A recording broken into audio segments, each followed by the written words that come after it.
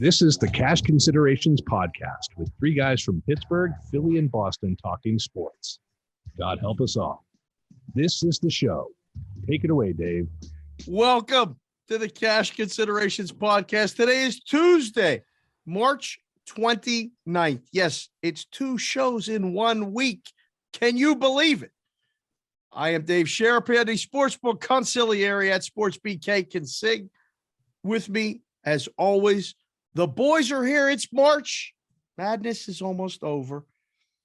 Golf and Masters is on the horizon. In between, we got NBA, NHL, baseball starting too. The boys are here. We're going to bang out a show. For those of you that have been asking, it's at Cash Consid Show on the Twitter. It's Cash Considerations podcast on the YouTube. And first of all, he's got a lot to say today, so I'm going to just introduce him first. The executive producer of the show, the co-host of the show. We call him Neuby. He's at Neuby Talks on the Twitter. Dan Alexander, the Peacock Killer. What's up, brother? How are you?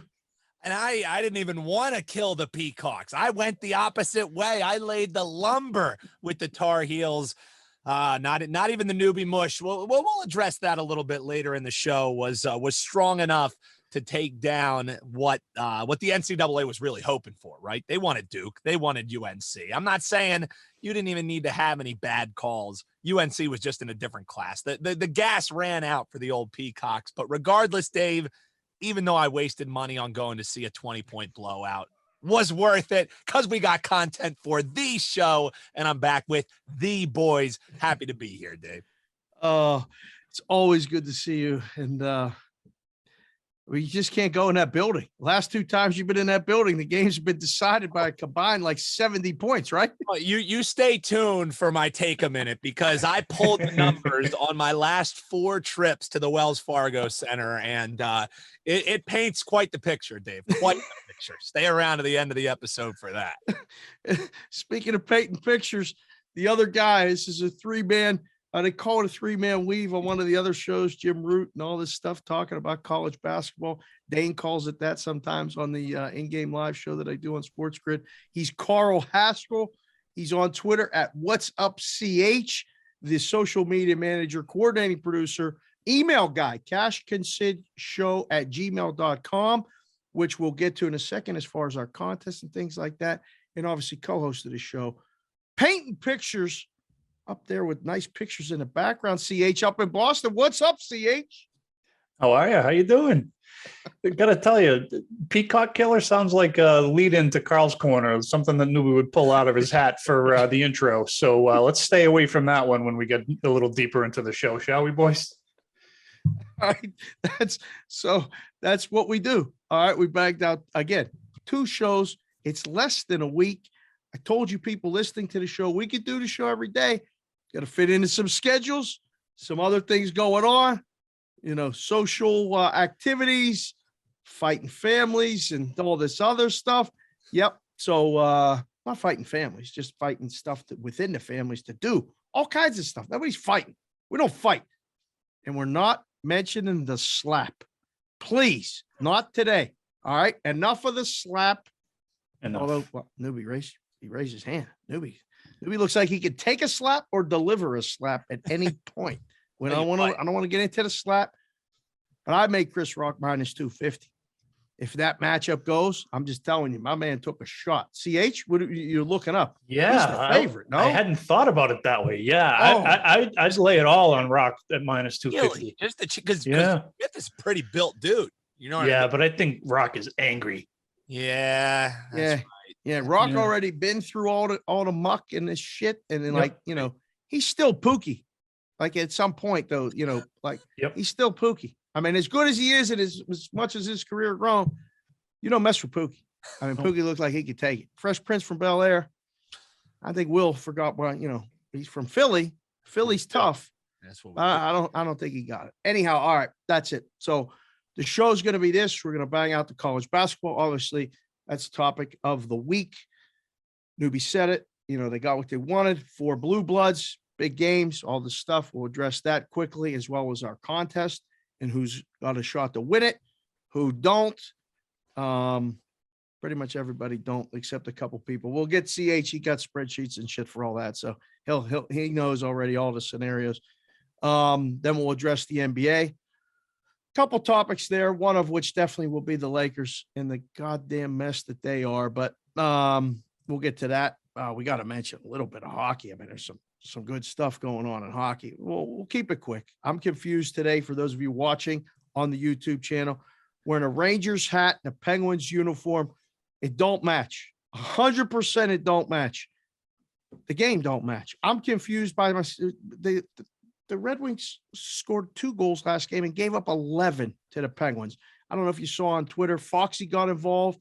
We started chirping back and forth. He said Pittsburgh was an easy barn to go in and win.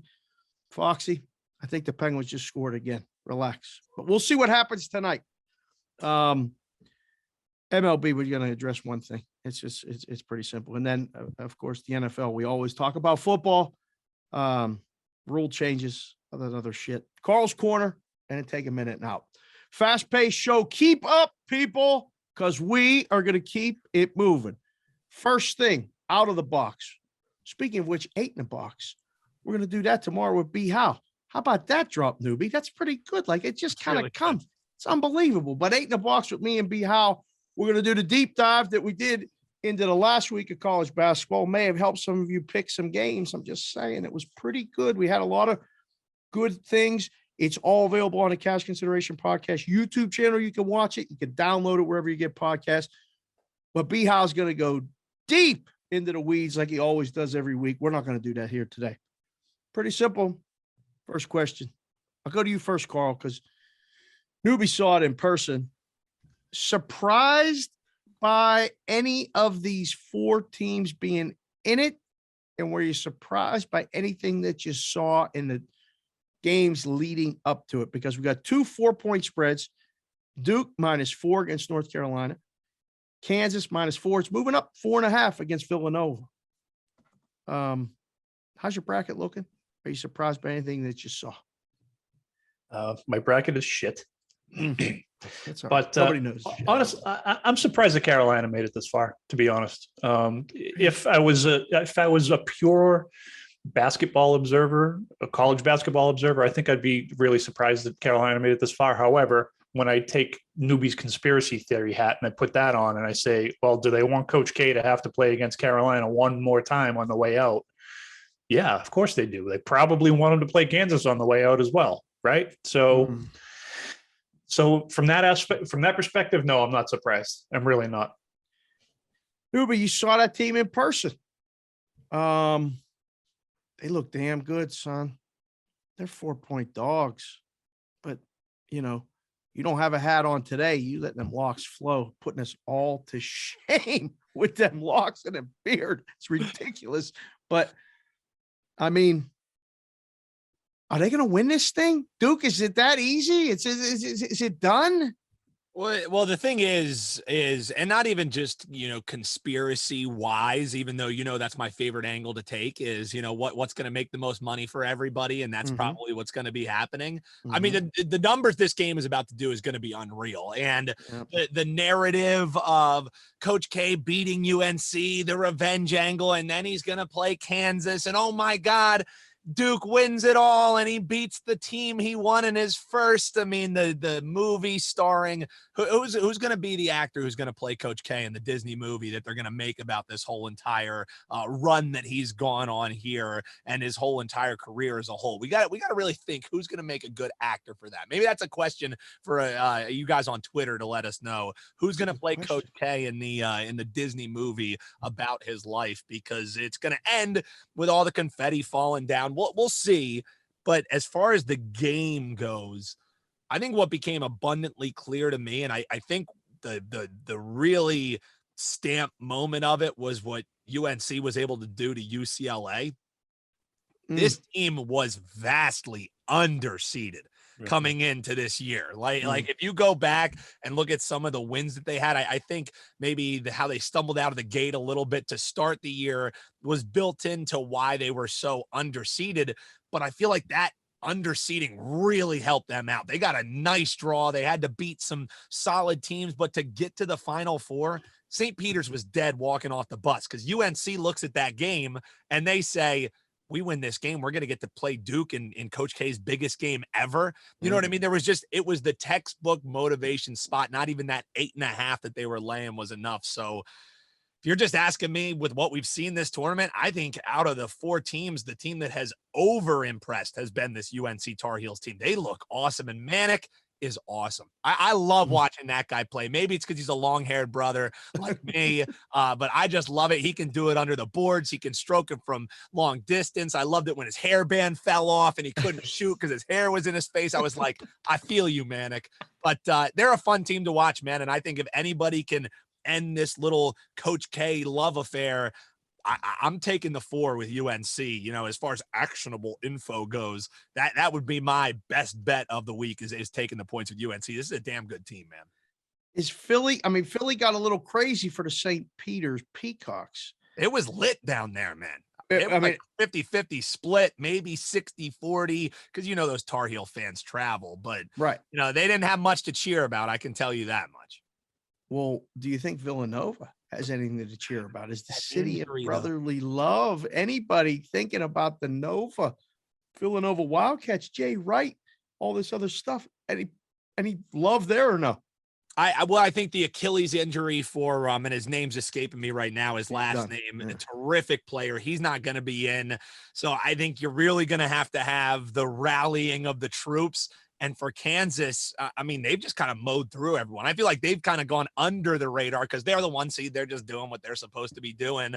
All they've done is win. All they've done is, you know, whenever their backs are kind of up against it, they find a way to win. And they're from top to bottom. They don't really have many chinks in the armor, so to speak, or cracks in the armor, so to speak. So, you know, I think if I had to pick right now, I would say it's going to be UNC and Kansas facing off for the final. But you know, the Duke love is real. I think that's what the NCAA really wants is you know, that Duke Kansas matchup. But if I was picking, I would pick those 2. I think we could paint Joe Pesci's hair. I don't know if he could do the Coach K thing, but he's kind of beat up and paint it and have him being a basketball coach. Might be too Italian for the whole thing. I don't know. Might be. It'd have to be better than Kevin James playing Sean Payton, right? I mean, you just have Adam Sandler do it at this point. Fuck it. God. Why not? He has another 20 bad movies he has to make for Netflix. So just throw him in there. I just saw Tony Reale on ESPN now on the side here. He could do it. He could probably tighten it up. Be a young Coach K back in the day. CH, you got all the mathematical formulas for the contest. 3 out of the 4 favorites won, you know, over the weekend. And if the favorites win, our contest is pretty much decided, is it not? It is. If anybody other than Kansas or Duke wins, so I say anybody, there's only 2 other teams. Pretty good math. If Carolina or Villanova wins, I have no friggin' clue who's going to win this pool. I think Neuby, who'd you pick to win it all? I had Kentucky versus Kansas in the finals, and Kentucky lost on the opening day. I thought I was dead. And since I have picked the most correct games out of anybody in the group, I was joking with these guys earlier. I said, I just attribute it all to producing 8 in the box. Like they talk themselves out of and into plays. I'm just sitting there like a sponge, soaking it all up. I'm like, that's a good point. That's a good point. So if you're not listening to the 8 in the box, you ain't doing it right, because I have learned more about college basketball than I've ever known from that. It's ironic because if that happens, I'm going to finish second. Yeah. Because I got Kansas on that side too. I think I'm going to finish second to Neuby and who else? Austin. Yeah. Austin. He's gonna win it, but he's in Indiana. He's an Indiana guy. He knows this basketball shit. He's running a sports book there in Indiana. That's pretty good. That's pretty good. Yeah. So, but if Duke wins it all, oh God.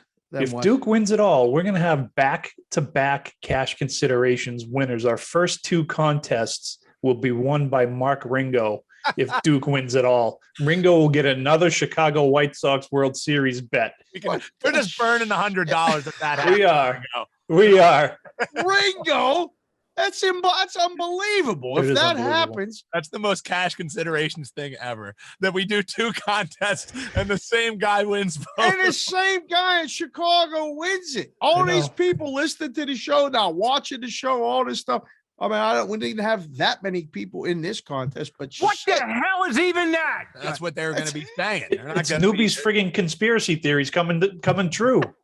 That's what the cash considerations people want. The commissioner of the cash consideration wants somebody to win back to back. Rig the pool. That had to be what happened.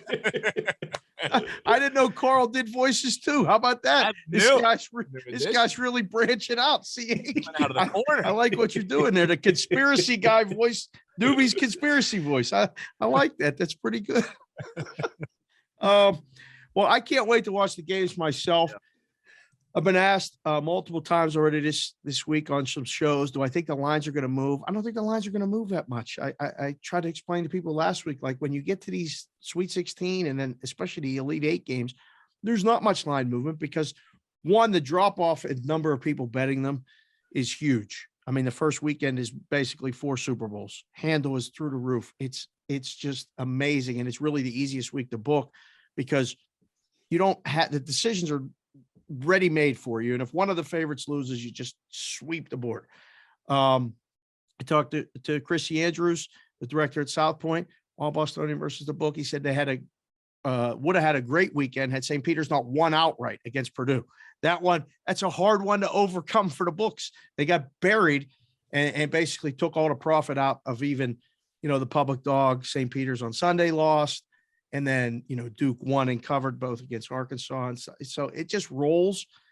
I think it's going to be must-watch television, guys. I don't know what, they got the game staggered. Kansas is playing Nova. I think Nova's live, but that injury hurts. But I've fallen for every time I pick Kansas, I've never won a bracket. So I'm not going to win it again this year. But I picked Kansas because I thought their path was easiest. And I think a lot of people thought that. A lot of people that I know and respect had them to win the region. They've already cashed that ticket. And now they're favored. And it's interesting to me. I don't think we're going to get together before next Monday's championship game. But I'll ask you this on the way out before we move on to the next topic. If it's Kansas Duke, CH, what's the line? Who's favored? Kansas is favored. Small. Yeah, I'm thinking 3, Okay. 2 or 3. Yeah. Okay. 2 or 3. Newbie, Kansas Duke. What's your line? I think that's about right. I would say even closer. I think they're just going to throw up basically like a 1.5 for Kansas. But I think Kansas is favored, and you're only going to be getting Duke money from the public bettors for sure. Everybody, oh, here comes Coach K. Here comes Coach K. The wise guys will be all over Kansas. That'll be a big time, as they say, Dave. They always ask you on all the shows, is this a sharp square divide? It's yeah, this is a sharp square divide, man. I don't fucking know. They're all betting whatever the hell they want, man. Cam said it yesterday. He said it's split right down the middle, cut it with a Ginsu knife, like sharp square divide. What the fuck are you talking about? I don't know what you're even talking about. Yeah. Pros versus Joes. Yeah. Jimmy's in the Joes. They all lose the same, man. It's all unbelievable. Lose in the same. Oh man, I don't know. I mean, they take the dog. I don't know who make the dog. Like if Duke wins impressively, and Kansas has to win in overtime and doesn't cover against Villanova, it could be. I don't know. They may put up Duke -2, right? Like you could see it. I can't wait to see how it comes out because I think for the first time in a while in a big game, you might have different opinions, at least to open, which I think has been lost in this whole thing with sports books. Books are afraid to put up different opinions and all, I don't know who the sharp guys are that listen to the show, but if you do, thank you very much. But, back in the old days, used to be able to put up, hey, we think it's -2. They think it's +2. Go bet it there. Go bet it here. We don't give a shit. And now I'm still amazed how like every night, like the Lakers are playing the Mavericks tonight. The line is 12 everywhere. How did everybody decide that the line is 12? Nobody thinks it could be 13. Nobody thinks it could be 10. Let alone the totals, 217.5. Every book in the world blows my mind every goddamn day, but that's how it works. All right, let's transition to the NBA. Speaking of that, Well, good luck to our contestants. If we get the crazy, North Carolina and non-Kansas, meaning Nova final, Neuby wins the goddamn thing. Woo! Without the whole thing. And then nobody in the pool will have picked the winner. In the box. That would be the best advertisement right in the box with Tate Sharapan and Brad Howe ever, is that this dude literally didn't watch 1 second of college basketball. Amazing. Won a pool of like 30 people who know shit. That would be the ultimate nobody knows shit moment right there. That would be classic. We'll plaster that thing all over the place. And then Bama Mafia can, take shots again. We see you working, but that's okay. You can take your shots. You know where to find us, cashconsidshow@gmail.com or on the Twitter, at cashconsidshow. All right, NBA. First things first. Boston Celtics are the #1 seed in the East. I can't believe it. I mean, we've been doing a show together a year. Back in December, CH was right. He said this team sucks. He talks about these Boston teams all the time. This team sucks. This team did suck. They don't suck no more. They're good. They didn't even play anybody yesterday in Toronto. They went to overtime and almost won. They play the Heat tomorrow. Good luck, Heat. You ain't gonna win. I think you're gonna take the Celtics tomorrow. We'll see what the line is. But CH, you put it in the rundown. How crazy is the East? There are 4 teams within 1 game of first place, the #1 seed. What the hell's going on? It's going to be an exciting week and a half here, right? Everybody's got 7-ish games left. Yep. Celtics have actually played 2 more games than everybody else. Actually, no, I think games Miami, in hand. That would be an industry term. Games in hand. Yeah. So I think the Sixers and Bucks have 2 games in hand on the Celtics and the Heat. So it's going to be a little hectic the next 10 days. This is going to move constantly. A couple of teams play each other in this stretch. Celtics got a big injury this week with Robert Williams going down. I think that's going to hurt them. So they may fall out of this contention for this for the #1 spot, which is a shame. And it's going to be a shame if somebody gets hurt on any of the other teams other than the Nets. It would be a shame if anybody got hurt. So it's going to be crazy. Really looking forward to it. I haven't been this excited about basketball in 30 years. A while. Yeah. I can only hope and pray that how wherever the Celtics end up in the first round, 1, it's not against the Sixers, but 2, it's against the Nets, because I will go find a full body warm-up suit, snap Celtics something, and we'll wear it every night they play. And I will do a video snapping the pants off, the whole thing. I'll figure it out. Anything is possible. All of it is coming out, because we got to do #anybody-but-this Nets. It has to happen. And I'm just hoping that it's the Celtics that take them out. I think the top 4 seeds, top 4 teams are pretty much locked into the top 4. Because just don't know the Bulls. where. You don't know where. So that means the Celtics and Sixers wouldn't play in the first round. So that's a good thing. That's a good thing. Speaking of the Sixers, they were out west. They were. I wanted to go in person. You did. They did back-to-back in LA. Couldn't get there. Very busy. Then they were in Phoenix on Sunday. Could have had tickets. About a 4.5 hour drive down. Stay with Brother Smoke and sisters Dina and Dara and all the nephews. Everything. Could have done it. Couldn't do it. Just couldn't do it. Everything's going on.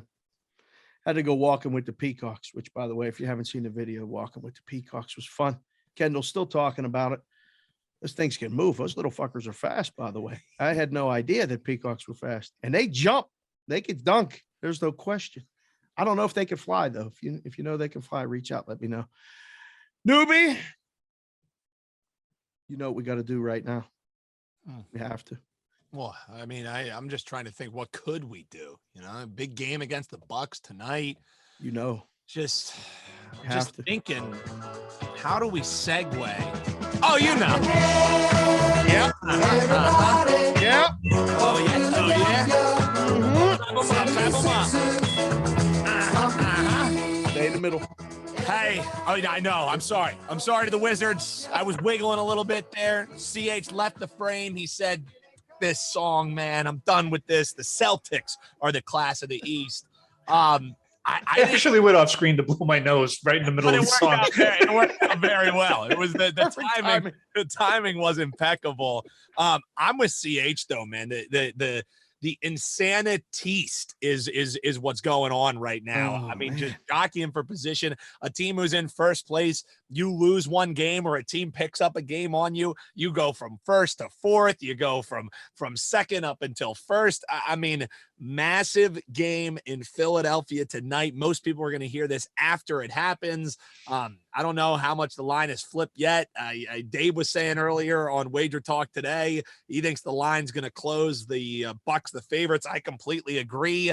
I think you're going to see a huge game out of Joel Embiid because he's been seeing all the little chirps about how it's Jokic's award. He's in the driver's seat because all these fucking nerds who vote for this garbage don't even watch the games. They look at whatever the per tells them to vote for. Absolute dog shit. I'm already mad. I actually have to calm down because I was almost like CH before the show. I was like screaming into the microphone. Like I was pretty angry. I was livid because Dave, I said it on Twitter earlier today. Wasn't I saying all year long on the show, when it gets to be about 2 weeks left, the odds are going to move. The rug is going to get pulled out from under Embiid. Go back, listen to prior episodes, look at the timestamps. Timestamp every episode. You could find exactly when the song's going to happen, exactly when I wax poetic about Embiid. But every year this happens, they find a way to work somebody else into the narrative so that all those tickets that people were thinking were free money on Embiid or anything but now, it's just brutal, man. And the big move today came because I don't know if you guys read the story or saw the story about the ESPN writers doing what they call the straw poll to kind of, see what is it going to be like for the voters. So the last straw poll, I believe, happened in February. Okay. And at that point, Embiid got like 3 to 5 more votes than Jokic. Okay. Now you're looking at about 60 some votes for Jokic and 29 for Embiid, according to these writers. What? It has flipped that much, despite the fact that the Nuggets are actually a worse team over that stretch that apparently has shown how much more amazing Jokic is that you lose 40 of your voters going the other way.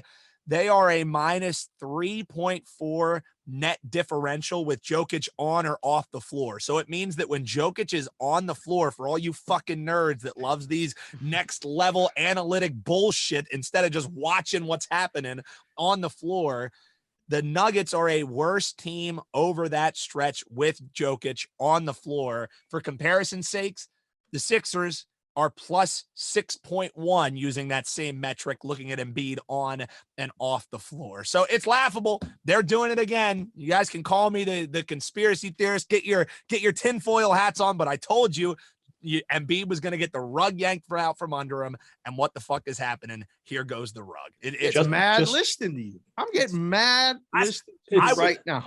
CH. More evidence. I said this before the show to Neuby. More evidence that Jason Tatum should be the MVP. And I was saying to CH, I'd actually rather see that. I could if they finish first, he should win the MVP. I could go. He's 180 to 1 right now on the FanDuel. You go up and down the list of those final MVP odds. You could make a case for every single player.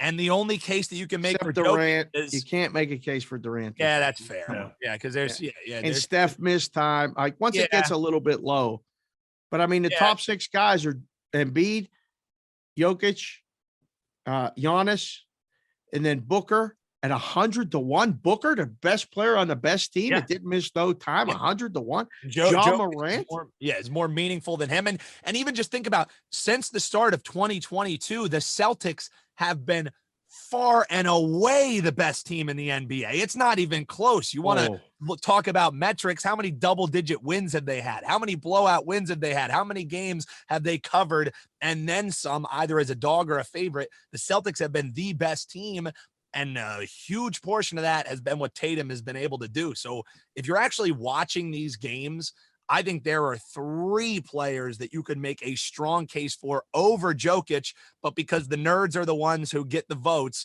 the ones who are crunching the numbers and don't even turn on a TV to watch a game, they're going to give it to this guy, back-to-back favorites. It's fucking laughable, man. It's really, and I'm not even trying to be a homer for Embiid. This is laughable, and they're doing the same thing they did last year. You got such a good number too. You got a 40-1 shot. We were talking about this very early on, this being a possibility. So those of you that have been listening 4 months, again, thank you. But also, hopefully you're holding the same type of ticket and you may get robbed. Neuby, you're right. Like this is weird that they do this today. Yeah. There's 10 games left. You know what I mean? For most teams, they have about 10 games left. Yeah. 8, 9, or 10. Yeah, around that, Celtics a little bit fewer there, but there's plenty of time left, and they're basically just saying, it's signed, sealed, delivered, kind of showing the hand for these writers. I don't know how many of those writers have official votes or not, but I'm seeing all kinds of guys saying, grab the Jokic tickets while you still can. DraftKings a little bit behind the rest of the market. You can still get them at plus 160 here in Pennsylvania. Jokic to win the MVP. There's some markets where you're laying minus 105 up to minus 120 on Jokic right now to win the MVP after the news today. Well, I mean, if you're holding the ticket on Embiid at 40-1, you'd probably do yourself a disservice if you didn't bet that. Yeah. Just think, I'm not going to do it off of principle. I was thinking the same thing, Dave. Off of principle, I'm not putting any more of my money in the pool for MVP. Fuck it. Right. I'm going down with the ship, baby. I just talked myself into putting a pizza on Tatum to win the MVP on DraftKings because he was 250-1. Oh, God damn, that's telling you. So I put a pizza on him. Why not? Just ordered the pizza to my house, CH. I don't think that Neuby could have used the pizza. Neuby likes pizza. Celtics go 7-1. He wins the MVP. Celtics go 7-1. Wow. Okay. Not out of the realm of possibility. Starting off tomorrow with being a 5-point favorite at home against Miami. And I'm starting my Twitter campaign tomorrow. Excellent. Excellent. I like that. Who we don't have to worry about going 7-1 in their last 8 games. We got another song we play for this Western Conference team. Neuby, you got it there somewhere on the I take my hat off.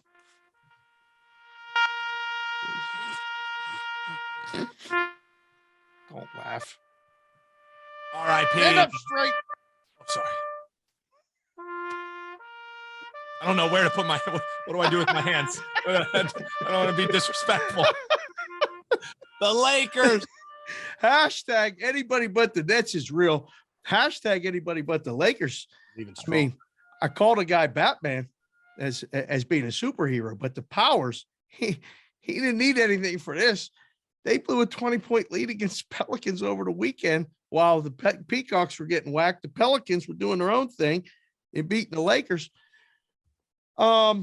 I put it up on the Twitter at Sportsbook Consigliere the other day. Did a little question time from the book again, which I appreciate everybody weighing in when I ask a question. Answer it. I'll try to answer you back. I try to participate in the social media stuff best I can, as well as the show account on the TikTok.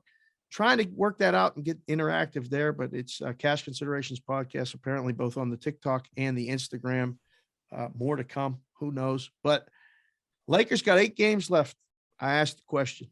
Best case scenario, I thought for me was 3. CH, you're the numbers guy. Look at that Lakers schedule. How many games they winning if you look at that 8? Yeah. The ESPN BPI, they give them much a percentage. The numbers didn't look too good. No. Well, they're not going to be Phoenix. Nope. They're probably not going to be Golden State. Probably going to lose tonight against Dallas.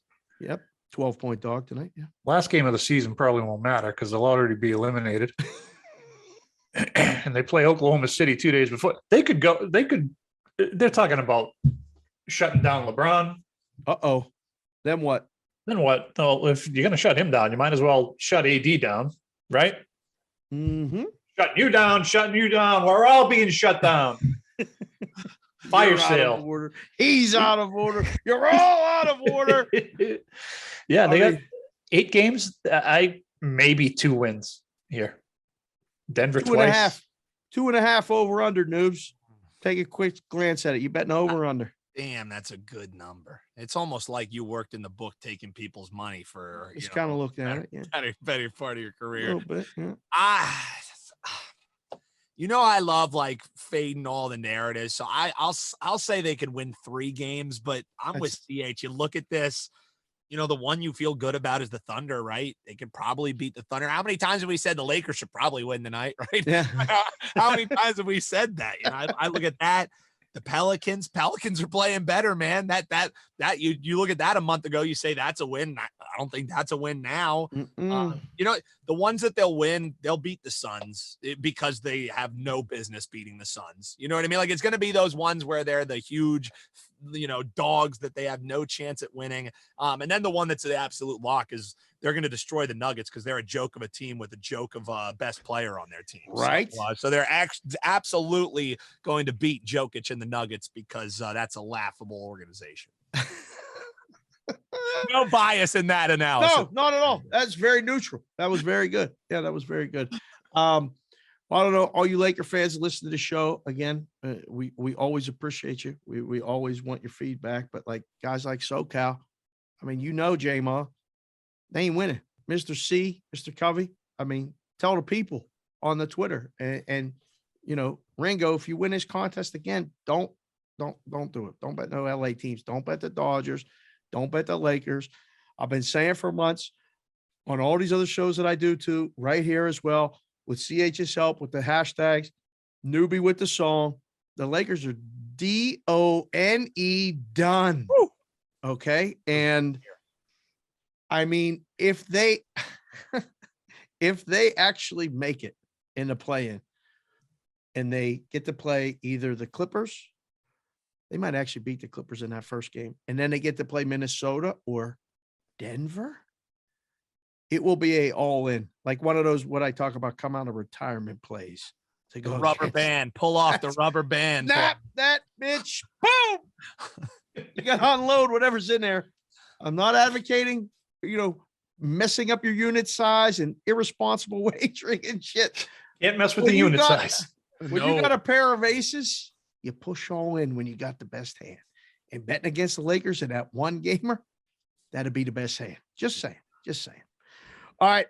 Speaking of hands, NFL draft is coming up. Apparently Kenny Pickett's hands grew. Yeah. How about that? Are you interested at all yet in the draft as far as a betting viewpoint, noobs? Because you're the football guy. I mean, football is king. It's, everything is happening. More guys are signing. Have we discussed Tyreek Hill going to Miami? We did not, have we? Or we did already last week? I don't know if we did. It happened the night we did the show, didn't it? Oh, okay. Yeah, it was fast. That's right. We were on Thursday. Yeah. We did do that. Okay. Yeah, we said Tua is still the guy throwing the ball to him.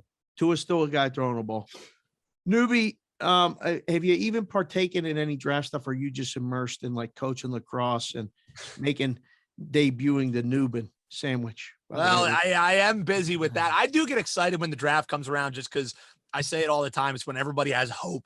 Everybody's excited about the new tools that they got. I'm a little bit hampering my excitement because the Eagles have 3 first-round draft picks, and I know Howie Roseman is not going to pick with all 3 draft picks. So as an Eagles fan, I always go in a little bit uneasy with the draft. I also have said too, Dave, I think the draft used to be a big moneymaker before everybody realized, oh, hey, we can bet on it. You know what I mean? Because now everybody and their grandmother is trying to find those little spots that they're able to bet on. So people who do it all year long, I think there's some money to be made. For me, I'm just going to sit back and watch it. I probably won't even sprinkle any real bets on it. The thing that I'm excited about is the rule changes going into to the NFL. We'll get to that in just a second, but the one outside of the one everybody's talking about with the overtime rules is the uniform change. So now you're allowed to have alternate helmets. So the Philadelphia Eagles for this season are going to unveil a black alternate helmet to go with their black uniforms. What? And starting in 2023, they're going back. Their alternate uniform is going to be one of the best uniforms in Philadelphia sports history. The Kelly Green is coming back for the Birds in 2023, and I could not be more excited for that, man. I love the Kelly Green, the silver wings on the helmet, the Randall Cunningham jerseys. So finally, some updated unis coming, and I'm all about the swag. So I'm more excited about that probably than anything that's actually going to happen X and O's wise. I just want to see the new alternate uniforms and helmets. I can't believe it. I might end up with a divorce. If all these alternate, alternate helmets, I'm going to have to get all this shit. All the alternate lids. Oh my God. I can't believe it. Creamsicles are coming back down in Tampa Bay. I'm going to get the whole uniform. I'm going to get the pants to go with the jersey. I mean, that thing is forever. I'm going to walk around one day with those. You're not going to get the I'm getting the pants to go. You're going to get the pads too? You need to get the tuxedo from Dumb and Dumber, the creamsicle tuxedo to really go with it. And then me and CH will get the matching baby blue ones, and we can just walk around. That's nobody knows shit at the finest. We're dressing Dumb and Dumber. Nobody knows shit coming to a town near you. We'll walk around, or we'll come to the Sportsbook to you. We'll do the shows in those uniforms. It's no problem. We can do that. Shame. People just reach out again. Show@gmail.com. CH, Neuby mentioned the rule changes.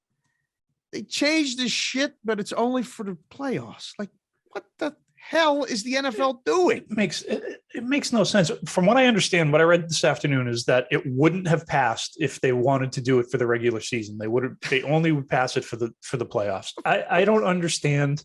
I don't know why we play a different game in the playoffs in the NFL. It makes no sense to me. We play the same game you play for 18 weeks before that.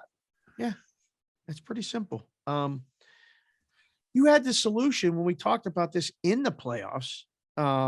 What did you say again? That would be your solution? I said exactly what they went with. Both teams get the ball and then go to sudden death afterwards. That's it. Yep. With no clock though. No ties. Now, Dave, I saw something that was pointed out on Twitter by Mackenzie Rivers at Mackin Rivers, and it was the first thing that I thought too. He just put it in words. So 10-minute overtime, right?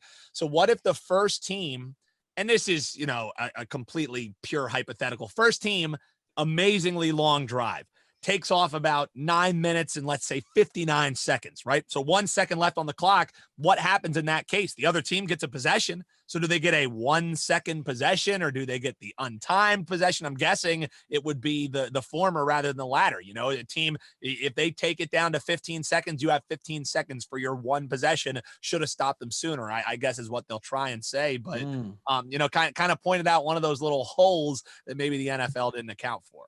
That's why in my proposal that I sent to Ginger Satan down in New York, Mr. Goodell, my proposal that I sent down was we're still a little bit upset about that 4-game suspension from a few years ago, in case anyone was wondering. Tom Brady was the one suspended, by the way. You stuck it in on me. I should have known during the football segment. That's right. That's why the proposal should be 15-minute quarters. The only thing that happens at the end of 15 minutes is you switch sides and keep playing if the game is still tied, and you play forever until somebody wins. Yeah. Health, safety protocol, that shit, be damned. If they were concerned about that, they wouldn't be playing games on Thursday nights. Exactly. That's the there's always hypocrisy in all this shit. And that's the hypocrisy in that when they tell you that, we can't play these overtime untimed and all that shit because it could last too long. Bullshit. You don't want to play. Pearl brought it up and I thought it was kind of dumb when he said it, but it might not be a bad point, is they don't want to run it into the late afternoon window. They don't want to run the late afternoon game into the nighttime window. Exactly. And all that other stuff. Makes a lot of sense. Plus maybe start the games earlier or space them out a little bit more. It ain't like anybody's going to complain about watching more football if you get it right. That's only thing I wish they would do, like with the interference rule. Just get it right. If you're going to change the rules, get it right. Let them hit people again. It's football, for goodness sakes. You can only hit here and here. And if you go too low or too fast or at the wrong angle, it's a penalty. I don't know. Be trying to decide what a blocker charge is at the same time in basketball. It's unbelievable. Get this shit right. All right, we're moving along. Pace's show's outstanding, boys. Really good work. So we just mentioned the uniforms of football and what's coming back and what's not. Real quick with the baseball. We're gonna have the baseball preview. We set the world ablaze last year when we had the baseball preview. We talked about all this stuff. We picked the divisions. We did all that stuff, all that fun. All we did was mention the hot dogs and whether you put ketchup on or not. And people are still talking about it to this day. We're hooked into all these conversations about it. We love it. Okay. Carl says, absolutely. Fuck that. We're not putting ketchup ever on a hot dog. Neuby's a ketchup guy. He says you can put ketchup on a hot dog. He runs this hot dog society offhand, and Neuby knows all about it. He puts pictures about it, all this shit. So he puts ketchup on it. I'm not going to lie. Every once in a while, I'll put ketchup and mustard on it. It's crossing the streams. I just feel like it. So if you like ketchup on a dog, it's fine. If you don't, that's fine too. But please tweet at us at cashconsitshow@gmail.com with a picture of a hot dog. Chris Andrews just did it today. Our whole timeline got strewn about between him and Dawson and everybody else. So that's good. But this week's baseball discussion was centering on one thing. All these teams got all these. I saw a couple of them. I want them, but I'm serious. I got to do more shows. I'm going to have to get a side gig just to pay for all the swag. If I get these softball looking spring training uniforms that are cool as hell. The Texas one says TX, just cool as shit. What's not cool is these Nationals cherry blossom unis. Neuby, you're a man of style. You got a lot of cool shit. Have you seen these things and would you ever wear one? I'm looking them up right now. Oh, Okay. I did see those pop up on my timeline, and I was just kind of scrolling past them, so I didn't look. Which is what you should have done. Look, and I thought it was a joke at first. I thought it was somebody like making like, oh, look at this funny uniform edit. So I didn't really even dive into it. Those are real. Those are, oh my. CH, tell them. They should have announced this on Friday because it's April Fool's Day is what they should have done. Because they're terrible. They're absolutely terrible. I wasn't a big fan of the Red Sox ones last year, the blue and gold, or blue and yellow. It's the marathon colors, so I kind of get it. Yeah. But these Nationals uniforms are horrendous. I actually, looking at the Nationals ones, I don't hate as bad as the Wizards ones. The Wizards ones look like the fucking Trix Bunny puked onto their uniform. So this is like the Bloom City themed edition. I think the Washington one doesn't really make sense because, it's flowers, it's baseball. People travel from all over the world to see the cherry blossom. So I get they were trying to do there. I don't think they should ever wear them in a game, but I think, you throw that out there as a one-off line, people will buy them. I don't think the Nationals is as terrible as the Wizards is, but both of them, as far as like a sport uniform, they wouldn't even be wearing those in like AA baseball. So I think it's a bit of a reach, but I don't really come from all over to see the cherry blossoms. Oh yeah. That's a huge thing, especially on the East Coast, dude. People drive for hours, and also people who are traveling internationally, they'll specifically, there's a major boon to the Washington D.C. area market when the cherry blossoms are in season. I mean, it is pretty beautiful if you can go and see it, but you didn't need to put it on the uniforms. That may hurt tourism. Then people might be saying, if that's what it looks like, fuck that. All right, that's what they're putting on them uniforms. I ain't going down there. Oh my God. All right, well, that's all we got for baseball for now. We're not gonna... We'll have futures talk. Deep dive into baseball. Yeah. We'll get to that. I'm going to do a lot of baseball work this week. Once I, get through the rest of this week with everything else and try to get I really got to get my closet organized. She's going to kill me. All these teams and hats, and shit. And you need one of those special panels in the back where you push it and it opens up and you got all the stash and shit in the back. I'm surprised you haven't figured that out yet. Sounds like a Batman move. Yeah, right? exactly. See, Batman's always thinking of it. I know. I'm gonna figure something out with that. I got a plan. I just ain't had no time to do it because someone else calls us to say you want to be on a show, and I say yes. Which, by the way, you can reach out via DM to any one of us to come on as a guest at a show. I already put you guys in the mix for a show in Canada. So start practicing on your A's and stuff because they asked me, you know, anyone else that wants to talk about hockey, let alone or lacrosse. They said, I got the guys for you. I got plenty to talk about. There you go. Yes. Yeah. A little bit of offense. We got to get the offense and talk about it. Work on that long and all that other stuff to the listeners that listen to this show up in Canada. Thank you very much. Adam Burns at Bet Online, you know, doing his thing. And then, you know, obviously I'm on with Morency and Cam every night. Got a lot of followers from Canada. It's great. Hockey's going to be awesome. I hope one of your teams can win a Stanley Cup. If it's not the Penguins, but I don't think the Maple Leafs are going to do it in the East. Edmonton and Calgary in the West. Calgary's really good. They got a really good hockey game tonight against Colorado. I think that's a team to watch. Sheck, by the way, reached out on the Twitter today, chimed in one of my threads. We haven't heard from Sheck for a while. I said, geez, another country heard from, literally, because he came in with Edmonton and Calgary to win the West at pretty good odds. So that was fun to see. Normally right now we were going to do the Neuby movie review, but Neuby did see a movie this week. But Neuby, tell the people where you're headed Friday. It's a lot cheaper date to go to the movies than it is to go to the basketball game. Yeah. But what movie are you looking at seeing next? And a guaranteed no blowout if I just go to the movie theater, you know, a little bit cheaper than going down to the Wells Fargo Center. And I started watching a couple shows. I didn't think anything worth writing home, but I am going to see another superhero movie. So CH will have plenty of chance to rip on me coming up. Newest Marvel movie dropping this week. It's called Morbius, starring Jared Leto. And it's almost like a horror movie turned kind of into a superhero movie. The dude is basically like a walking vampire. So looks like it could be pretty cool. The movie's gotten delayed several different times, so there's a lot of hype around it. We'll see if it lives up to the hype. I'm going in pretty skeptical. And also for you Marvel fans, starting streaming on Wednesday is a show I think is going to win a lot of awards. It's called Moon Knight. And it's starring the same guy who plays Poe Dameron in Star Wars. Oscar Isaac is his name. Terrific actor. And I think it's going to be a pretty badass show too. It's on Disney Plus, starts streaming Wednesday. So we'll have a lot of reviews coming up in the near future for you nerds out there. And not the ones who vote for Jokic. Fuck you. I don't like that. And I got to say, I saw the new trailer for Top Gun today, and I am going to see that movie so many times in the theater. It's going to be Carl's Corner movie review. Exactly. I'm not even a Tom Cruise fan, but I will go if they had a version that cut out all the storylines and just had the jet fighter scenes. I would pay double to just go see that movie. Yeah. I don't care about all the sappy love story and all that shit. Show me some jets.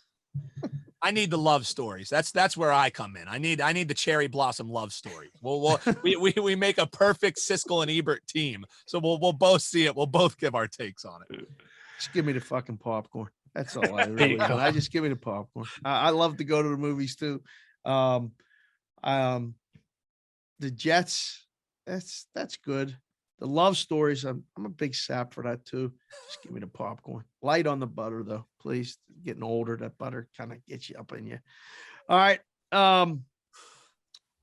Neuby, it's that time. You got to take us to that place, please. You want to go there? We'll go there, Dave. And don't know if there's any butter for that popcorn in the corner, but we'll find out. No reference of anything sticky this week. We're just going to get right into it and bring in your host of Carl's Corner. It's Carl Hascall. Things may get sticky a little bit later. Sticky situation. Yeah, little sticky situation. Yes, absolutely. That was a little bit better than last week. I don't feel so dirty getting out of the corner as I did last week. I needed a shower after being in the corner last week.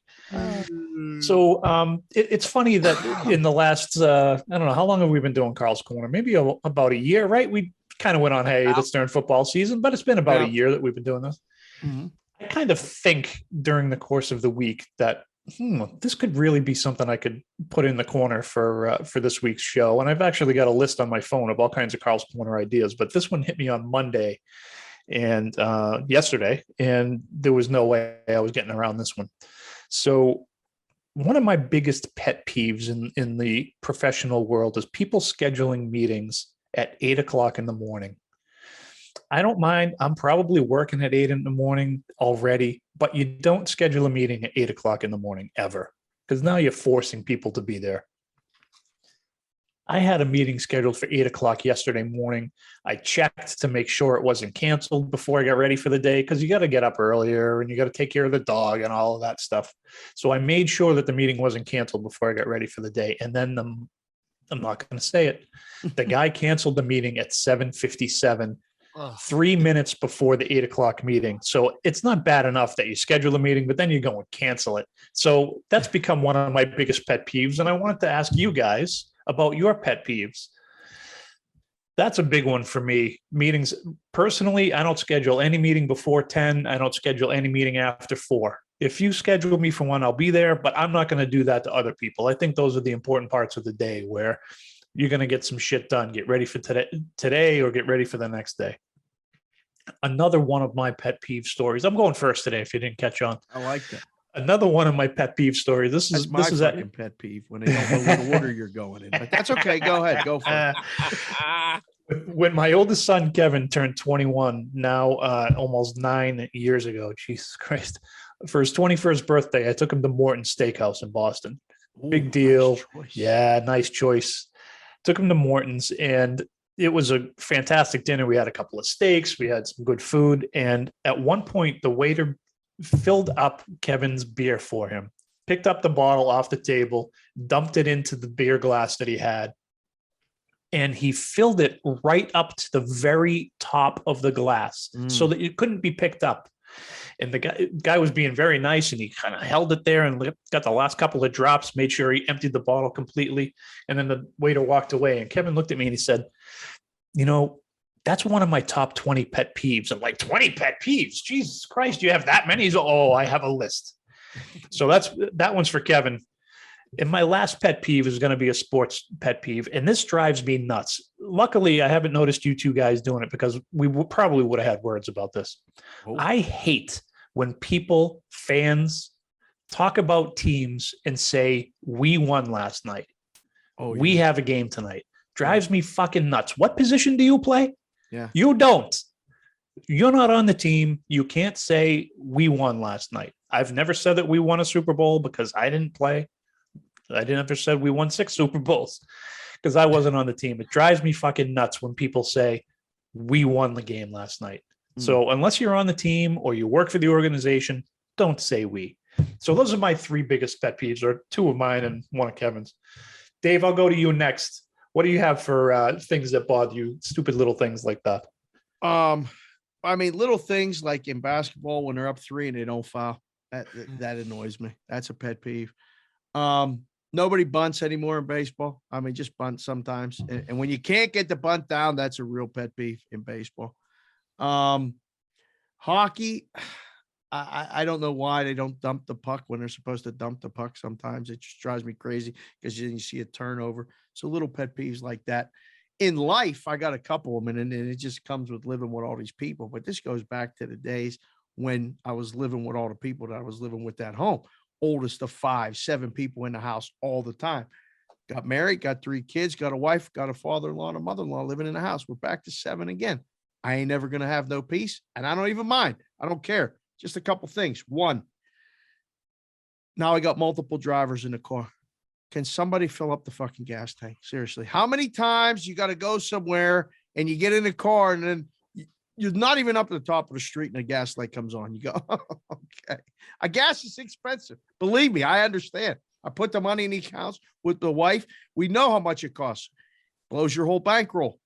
Just tell me when you get home, there's no gas in your car. If you want to go get it, I'll go get it then. The other one, we've had to take a minute on it myself. when you finish in the bathroom and there's one square left on the roll of toilet paper, think of the next person and put another roll close by, whether it's in the same room in the bathroom. God forbid you take that little thing off and put another roll on the roll. I know that's asking too much, but if there's not any toilet paper in said bathroom, always my bathroom, go downstairs and go where there's a wall of it and bring some back up for the next time. Okay. That's all. Just check the toilet paper. When you go into a public bathroom, like people cleaning the bathrooms, it's a hard job. Go check the bathrooms and check that there's paper. Okay. I went into a bathroom over the weekend and saw that there was no paper. I jumped out of there because there's a 3-point checklist every time you go to shit on the road. You go in, you check the floor to see if it's wet, because I've been burned before, putting my pants down and getting wet. 2, you can't be left without the paper. And 3, you always check the seat. No matter how bad you got to shit, you got to check the seat. Those 3 things, biggest pet peeves. See you later. Oh, those are good. And somehow it always comes back to shit with Dave. I don't know how that It's happens. unbelievable. Nobody knows it. Nobody knows it. Damn it. All right, Neuby. What kind of shitty situations do you have pet peeves about? Yeah, and it's funny because just as you brought this up today to be our Carl's Corner, one of my biggest, and I feel like this is one that so many people relate to, you know, whether it's the cable company, whether it's somebody coming out for service, they always give you like these 7 fucking hour-long service windows, though you know they're showing up at the last hour of the service window. So why you tell me to be ready by 8 a.m. and your service window is 8 a.m. until 5 p.m. and you show up at 4:58, like we both know that you were coming at 5. You didn't have to make my whole entire day, move it around and have to be worried, constantly checking my phone, you know, bothering my brother. Hey, let me know if you hear anything when they're coming. You know, it fucks up your whole entire day. Just give it time. And if you're going to be a little bit early, give the person a call. If you're going to be a little bit late, give them a call. Don't give me the 7-hour window. I'm done with the 7-hour windows. I can't do it because I hate sitting around, which kind of ties into my 2 other ones. One of which, dude, get the fuck out of the left-hand lane. If you're driving fucking 40 miles per hour, it's a passing lane. Just get over. And I'm not saying, you know, I'm driving 90 or anything like that, but dude, at least you got to be going, if you're in the left-hand lane, a bare minimum of 9 miles over whatever the posted limit is, because you know you got that buffer. I was just trying to make sure I get no police officers. I know we're big in the police office community. You know, I didn't want to rattle any feathers and have them be definitely not advocating speeding. Yeah, next time Newby's out on the road, I'm gonna fucking nail that son of a bitch. So the slow drivers in the left lane, a huge one for me, and probably the biggest. And I had to take a minute about, you know, horrible wait staff and how, you know, you try and be understanding. The people who already walk in with the attitude, they're like known as the Karens now, right? You know, that I want to talk to the manager crowd. People who automatically default to being rude to the wait staff or the techs behind the counter, or, you know, even people who are techs on the phone, like, just because you think you're the center of the universe, people who are rude to wait staff and don't understand, oh, it's a Friday night. This place is packed. How come my fucking mozzarella sticks didn't come out in 0.2 seconds? Like, have a little bit of social awareness. You know, the world you think it revolves around you. It doesn't. You know, tip your wait staff, be good to your wait staff. That's my absolute biggest one. When I'm sitting at a table and I see somebody mother effing the waitress, when the waitress has no control over the kitchen, accidentally putting onions on your burger or not, she wrote it down on the POS screen. They didn't do it in the kitchen. She doesn't deserve the absolute, you know, pouring out and anger that they're going to get. So service appointments, slow drivers, assholes out in public. That's my 3 big bugaboos right there. CH, you good to wrap this son of a gun? Yeah, I'm just going to piggyback on your slow driver thing, man. I just got myself a new car in the last month or so, and it's got some giddy up It's got some real giddy Humble up. brag. And suddenly, yeah, it's a humble brag. I'm not going to say what it is, but it goes fucking fast. And all of a sudden, people driving 85 miles an hour are just too slow suddenly. I got to really rein myself in, but I'm Slow with the fuck down. What are you doing driving 85? Whipping. CH is man, I'm in a hurry, man. CH might have an extra coming up in Fast and Furious 5000. I might have to review that movie because CH is going to have a co-starring role in it. Man, oh man. All right. For it all. I love it. There does it. You better hurry on up and get to take a minute or CH is going to speed right past us. That means we got one more order of business to take care of. And for that, we send it back to the consigliere himself. Take it away. All right, before we get to the take a minute, I wanted to mention one of the benefits of doing the shows and being so active on the social media is like people are finding you, and like from your past and from, I know somebody or I heard you here and there, and like people have reached out, and I got together with, guys like Mr. Lucky over the weekend, and that was a lot of fun. And, I know you listen to the show, so that was just a great visit.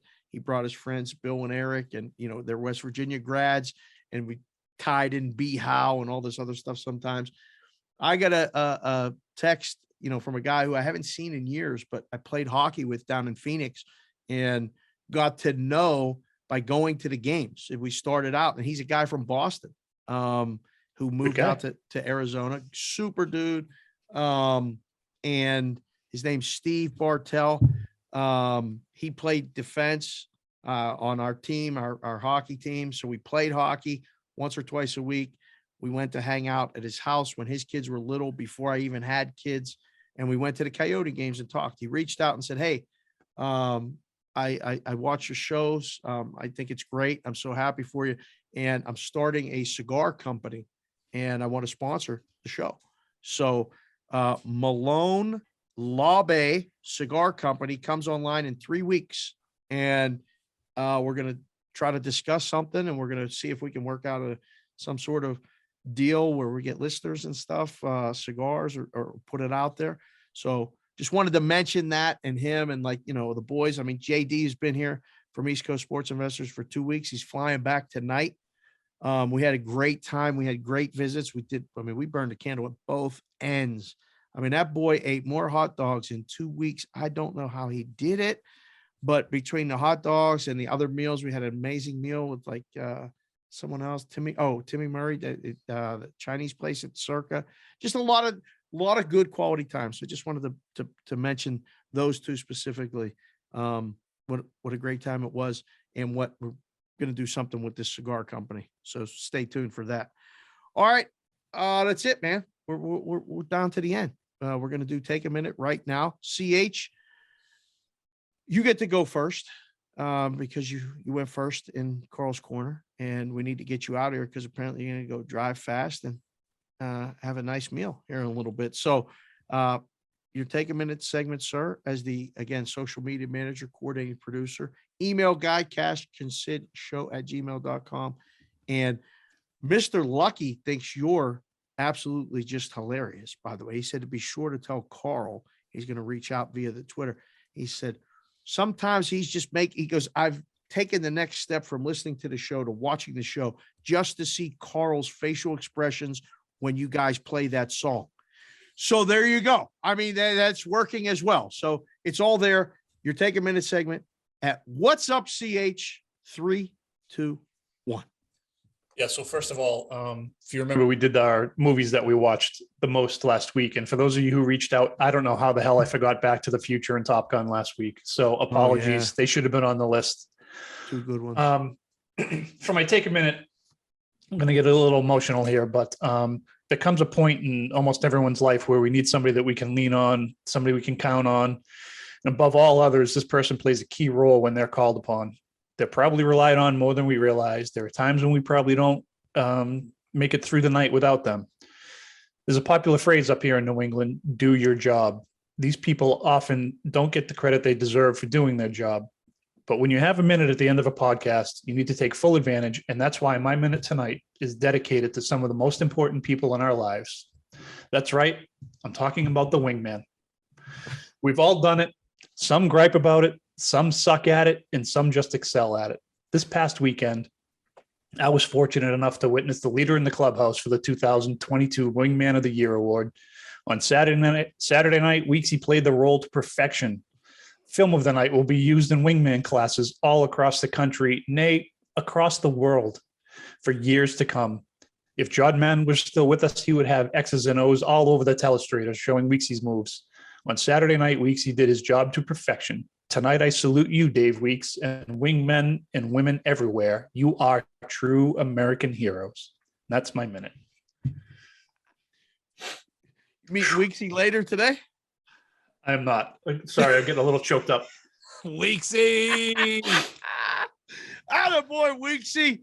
Keep listening to the show. Weeksy he looks like Jaws, but Jaws. He looks like Jaws. He does. Dave sorry. Weeksy. That's a good job. Thank you. When you can make CH cry, you know you've done your job beyond, way above and beyond. That's good shit. All right. Neuby, man, that's gonna be hard to follow. Whew. Yes, I don't know. I mean, we got tears, we got emotions, we got all kind of things. Driving fast. It's your turn. Executive producer of the show, obviously co-host of the show. The guy that pushes all the buttons, plays the songs, rings the register when somebody says Tom Brady every single time. We kept that streak alive. Your take a minute segment, sir, starts in 3, 2, 1. Well, I don't think any tears from my take a minute unless I think about the hundreds of dollars I've wasted of seeing games at the Wells Fargo Center. Then maybe my wallet will spend some tears. So listeners to this show know I'm a huge sports guy, huge Philadelphia sports guy, and I love going down to the center. It's a great venue, easy to get to. So I try and go to as many games as I can. Haven't seen many Flyers because they haven't been worth watching, but I crunched the numbers because we've referred to the Neuby mush, which is typically a team that I'm rooting for, or a team that I back monetarily. I didn't even have a dog in the fight in the UNC St. Peter's game. You know, would I have liked to see the Peacocks move on? Sure. But, I didn't really care either way. So I put the Neuby mush to the test. I laid the 8.5 with the UNC Tar Heels. And what happens? 20-point win. I texted Dave almost immediately. I go, man, I don't know if it's actually the Neuby mush or it's just I don't see shit at the Wells Fargo Center worth seeing. So I went back and saw the last 4 outings that I had. So we just talked about the 20-point win for UNC. Before that, it would have been a great night for CH to be in the house because it was a 48-point win for the Celtics over my 76ers on a Valentine's Day date. Yeah. Not great, guys. Before that, I saw a win. I saw my team win. I bet on them. I bucked the Neuby mush. I bet on the Sixers. They win, but by 19 points. And it wasn't even that close over the Spurs. Dog shit game, but I was happy because I finally got to hear the song played. And then the not so recent one that's probably the most painful, Sixers blow a 22-point halftime lead to Trae Young and the Hawks. They end up losing by 3. Maybe the most painful game that I've been through. So I crunched the numbers, guys. This is probably upwards of $1,000 that has been spent to go see uncompetitive dreck or sheer heartbreak. So part of being a sports fan, though, is, Dave, part of being a sports fan, CH, is my ass is going to be back. Round 1 when the Sixers are hosting whoever they're hosting. I'm shelling out the cash again. I'm seeing dog shit down at the Wells Fargo Center. Let's just hope it's dog shit going the way of the Sixers. That, Dave, is my take of it. Excellent work. He's at Neuby Talks on the Twitter. Again, the executive producer of this show, also an executive producer on Wager Talk, host of the lacrosse show. Did you actually hit with that Penn State pick the other day on lacrosse? Horrible pick. Sometimes you're just on the wrong side, man. Took them. Okay. Market moved against them. Give me the 6.5, getting a great number. I think they lost like 18-5. Not even the right side for one of a second. Nobody knows shit. Even the lacrosse, and I put in air quotes, expert. Yes. Expert. Right. I know. We know about the experts, and nobody knows shit as far as that goes. Just be careful with that expert thing. Well, my take a minute segment pretty much is this. Tiger Woods may actually play at Augusta. Are you kidding me? Like, that is incredible. He ain't going to win. I mean, you can bet whatever you want. It's a token bet if you want to make it. Because if you don't bet it and he wins and you did say you should have bet it, you'll be mad. But it reminded me just of something pretty simple. Like, the comeback story is just awesome. And whether you like him or not, I mean, he's a dad. You know, he's a guy who got divorced. He's a guy who fucked up in a lot of ways. I mean, he stood at that press conference and had to tell everybody how fucked up he was, with his mother sitting right in the front row looking at him like, she was keeping a straight face. And she was probably thinking, I'd kick your ass right now if it wasn't. She would have gone up and slapped him like, you know, Will Smith went and slapped Chris Rock. She didn't know. And it was like composure. And then, you know, talking about the slap. I mean, Chris Rock just took it like and kept his composure. And these things, these stories in sports and betting, people got to keep their composure a little bit in certain situations. And you don't have anything really without your health and your family and your friends. And that's what we do here every single week. Everybody got stuff going on. And again, we try to put it together. Those of you listen to the show and wondering again, can we do this every day? We could do it every day. And we're eventually, hopefully we are. But right now we're doing it once a week, maybe twice a week, maybe 3 times. I don't know yet. But you need your health and you need your family and you need your friends to do anything. And Tiger's this close to actually doing it and bringing his kids along. CH, you know what that means when you do something with the kids. Neuby, you're going to know someday. And right now, you're the kid for us. We're living vicariously through you, doing all the shit you're doing. It's so much fun. So I just want you all, wherever you're at, I got people talking about different things. And I do 100 texts a day, maybe 50 to 100 phone calls. There's a lot of people going through a lot of shit. Be nice and take care of yourself. Take care of yourself so you can take care of others. Fighting that sickness shit right now myself. I got a house full of sick people. We're going to be okay. We're going to be fine. But just don't forget that in going forward and looking at bets and looking at games and listening to podcasts. Again, you guys know I say it every week. Nobody knows shit. That's it. That's the podcast for the boys. He's Dan Alexander at Neuby Talks. For Carl Hascall, he's at What's Up CH. Myself, Dave Sharapan at Sportsbook Consigliere, the show at Cash Consid. Show on the Twitter, Cash Considerations Podcast on the YouTube. Shit's growing. We're getting closer. Hit the follow button, hit the like button, tell one other person, and the shit will just keep growing. Thanks. We'll see you guys. We'll talk to you again next week.